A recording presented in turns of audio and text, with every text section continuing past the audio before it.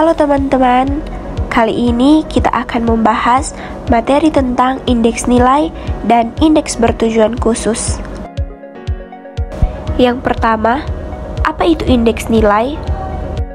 Indeks nilai yaitu angka perbandingan untuk mengukur perubahan nilai dari suatu periode ke periode lainnya. Indeks nilai mengukur perubahan harga dan jumlah yang terlibat. Indeks nilai, misalnya indeks penjualan Toserba, memperhitungkan harga pada tahun dasar, jumlah pada tahun dasar, harga pada tahun sekarang, dan jumlah pada tahun sekarang untuk pembentukannya. Persamaannya adalah sebagai berikut. Ini adalah contoh sederhana dari indeks nilai. Rata-rata upah pekerja menurut tingkat pendidikan sekolah menengah atas atau SMA pada tahun 2016 sampai tahun 2021. Pada tahun 2016, upah rata-ratanya adalah 14.071. Pada tahun 2017, upah rata-ratanya adalah 15.108.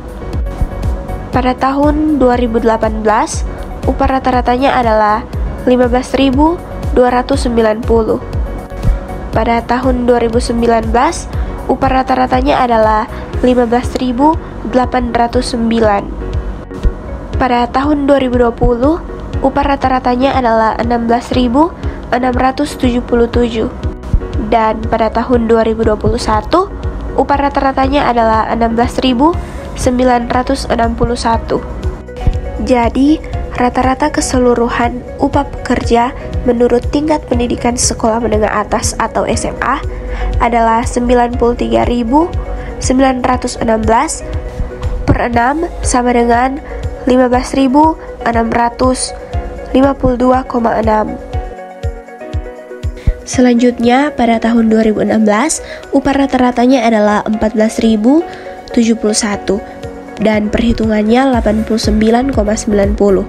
Pada tahun 2017, upah rata-ratanya adalah 15.108 dan perhitungannya adalah 96,52. Pada tahun 2018, upah rata-ratanya adalah 15.290 dan perhitungannya adalah 97,68. Pada tahun 2019, upah rata-ratanya adalah 15.809 dan perhitungannya adalah 101,00. Pada tahun 2020, upah rata-ratanya adalah 16.677 dengan perhitungan 106,54 dan pada tahun 2021, upah rata-ratanya adalah 16.961 dengan perhitungan 108,36.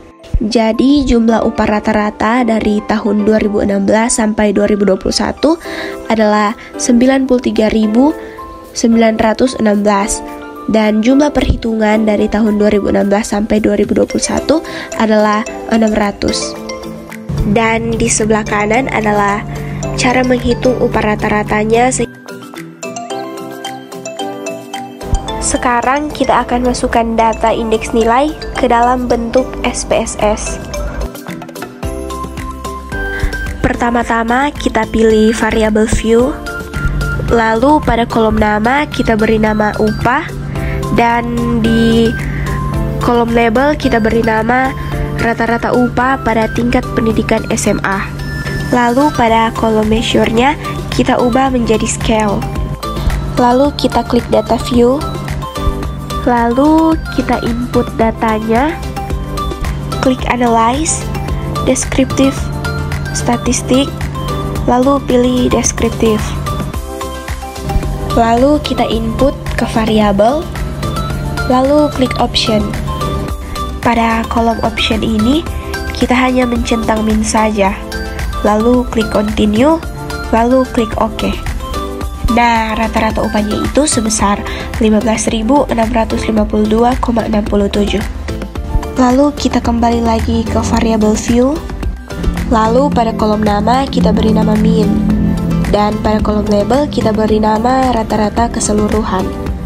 Desimalnya kita taruh 2, dan measure-nya kita ganti menjadi scale. Lalu kita kembali lagi ke data view, lalu kita input nilai yang tadi. Jika sudah, kita klik transform, lalu compute variable. Target variabelnya kita taruh indeks.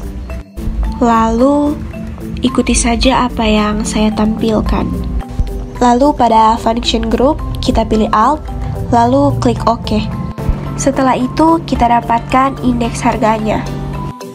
Lalu klik analyze, pilih descriptive statistic, lalu kita pilih crosstabs.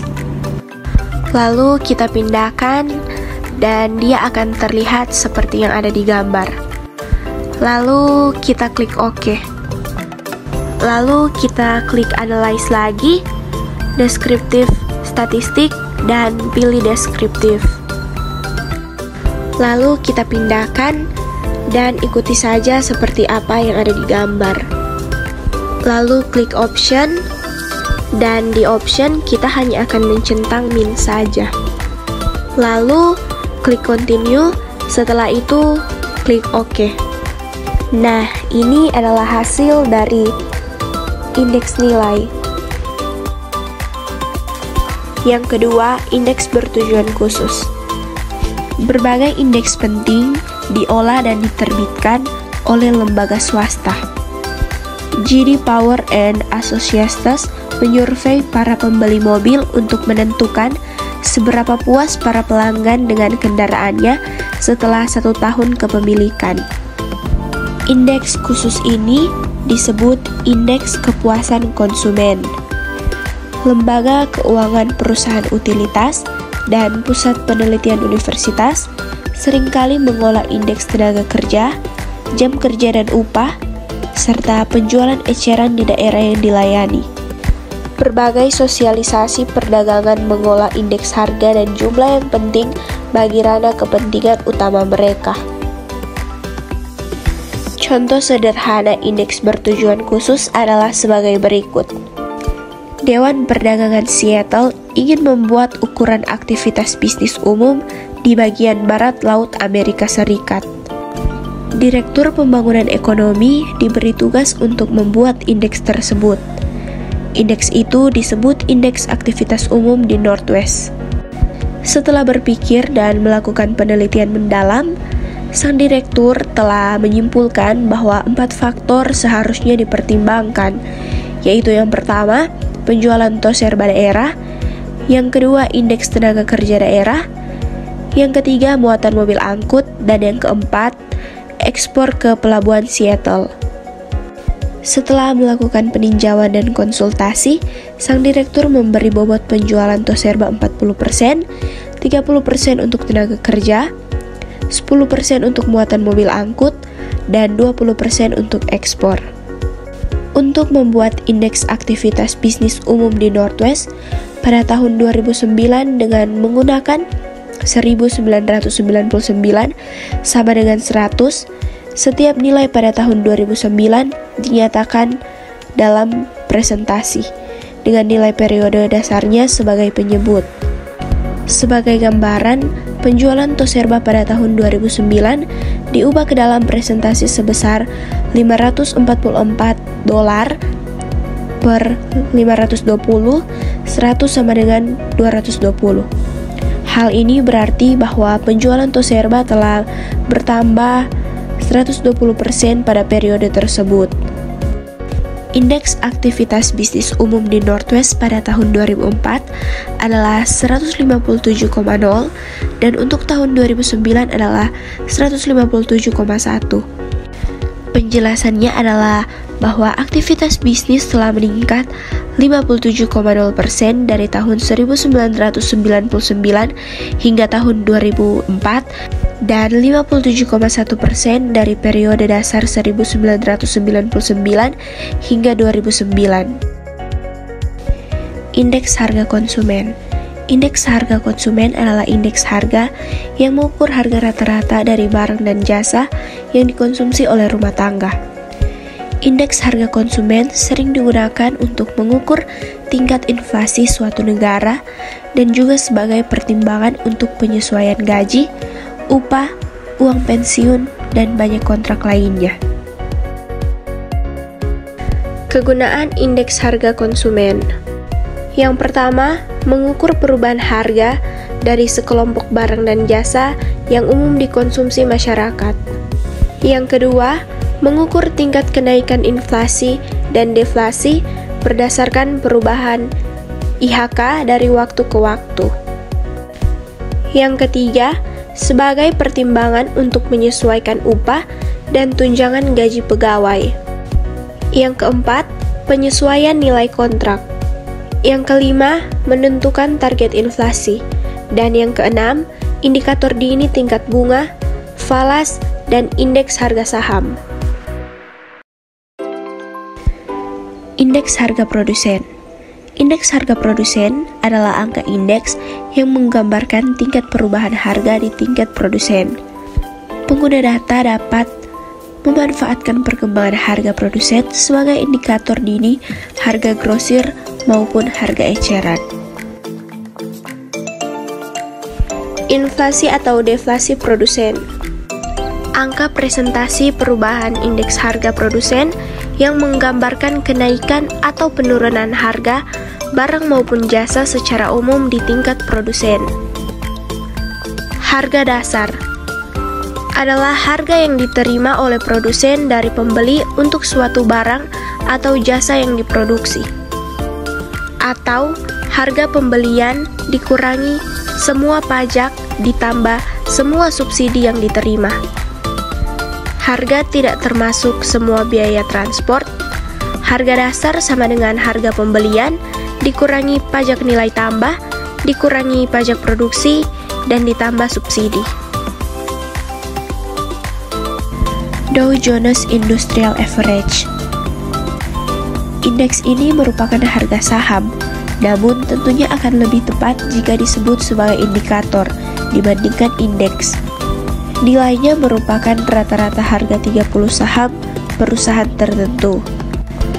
Akan tetapi, dengan menjumlahkan 30 harga saham dan membaginya dengan 30, kalian tidak akan dapat menghitung nilai tersebut.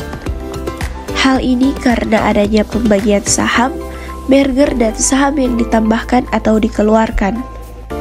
Ketika terjadi perubahan, penyesuaian dilakukan pada penyebut yang digunakan melalui rata-ratanya. Dewasa ini, DJIA lebih dikenal sebagai indikator psikologis dibandingkan perwakilan pergerakan umum harga di bursa saham New York. Ketidakmampuan saham-saham dalam mewakili DJIA merupakan salah satu alasan pembentukan indeks bursa saham di New York. Indeks S&P 500. Nama lengkap dari indeks ini adalah Indeks Komposisi Harga Saham Standard & Poor. Indeks tersebut merupakan indeks harga gabungan dari 500 saham biasa. Indeks tersebut dapat menjadi cerminan pasar yang lebih baik dibandingkan DJIA. Baik, sekian dari saya.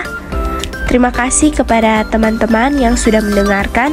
Semoga materi yang saya paparkan tadi dapat bermanfaat untuk kita semua. Sekali lagi, terima kasih.